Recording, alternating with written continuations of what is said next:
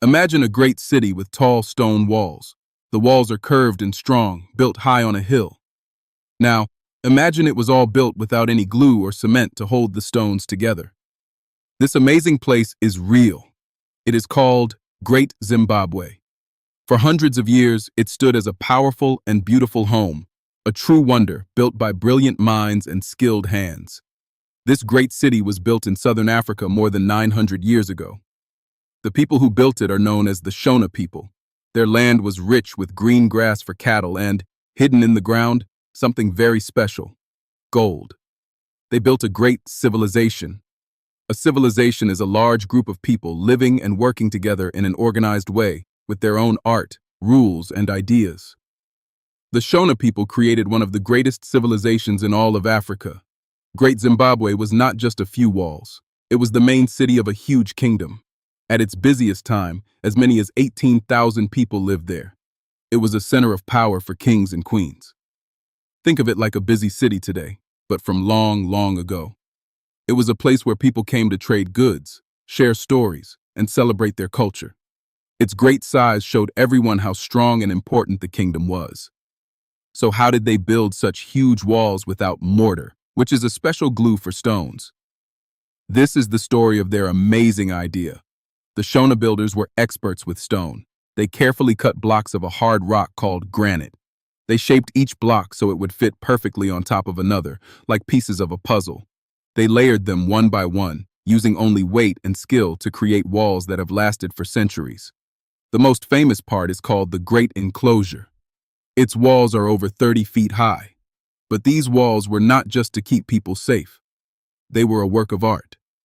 Their smooth, curved shapes were a symbol of the king's power and the kingdom's greatness.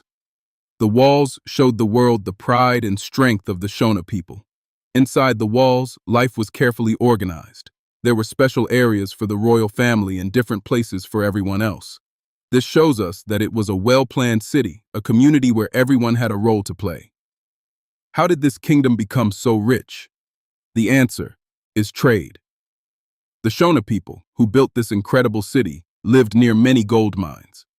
They were smart and skilled, and they knew the value of what their land held. They traded shiny gold and precious ivory from elephant tusks with people from very far away.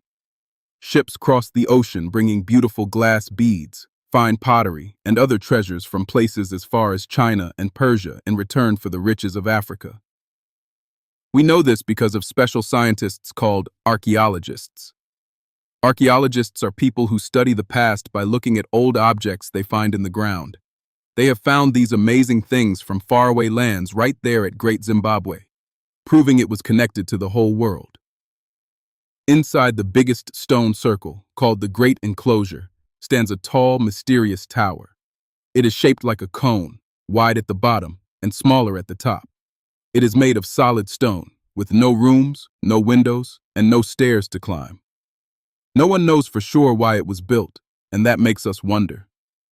Was it a symbol of the king's great power, like a giant stone crown for everyone to see? Or was it to show the kingdom's wealth, like a huge storage bin for grain, proving they would never go hungry? The secret is still held in the stones. A city this grand was not built by one person or in a single lifetime.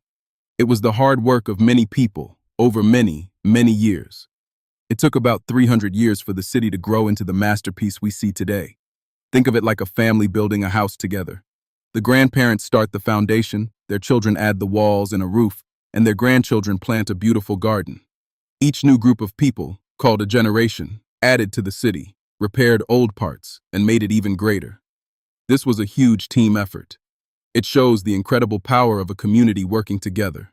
Everyone had a part to play, and their shared dream was built into the very stones of their home, a legacy for all who came after. Now, we must share a very important part of this story. For many years, when visitors from Europe saw Great Zimbabwe, they refused to believe that Black Africans had built it. This powerful truth made them uncomfortable. They made up false stories, saying that people from other lands must have created it. They did this because this amazing city proved that African people had great skill, powerful kingdoms, and a deep history long before Europeans arrived. But the stones tell the true story. and the truth is a powerful thing. The stone walls of Great Zimbabwe are not just old rocks. They are a message from the past, speaking to us today. They show us what people can build together, with skill and a shared dream. This city's spirit never truly left. It waited quietly for hundreds of years. It waited for the world to see its strength and beauty again, a treasure of human history. The legacy of this city is so powerful, so important. When the people of that land won their freedom in the year 1980, they looked to the past for a name. They chose a name that honored this amazing place. They named their new country Zimbabwe. This name comes from the Shona people's words, Zimba Zimbabwe. It means great houses of stone. The whole nation carries the name of this incredible city, a constant reminder of its strong roots. The story of Great Zimbabwe changes how we see the world. It is proof that great empires, incredible innovation, and global connections were not just happening in Europe or Asia. They were happening in Africa too. This story reminds us that history is often told from just one side. For a long time, some people did not believe that Africans could build something so grand. Great Zimbabwe proves they were wrong and helps us see a fuller, truer story of our world. Great Zimbabwe is just one story. It makes you wonder, how many other great houses of stone are waiting to be learned about?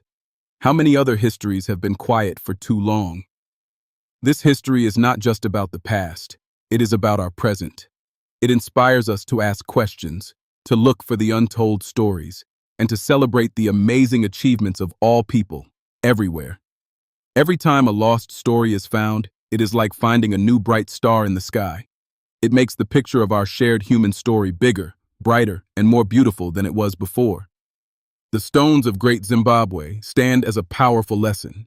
They teach us that greatness is everywhere, and that the strongest legacies are built with courage, community, and a deep connection to who you are.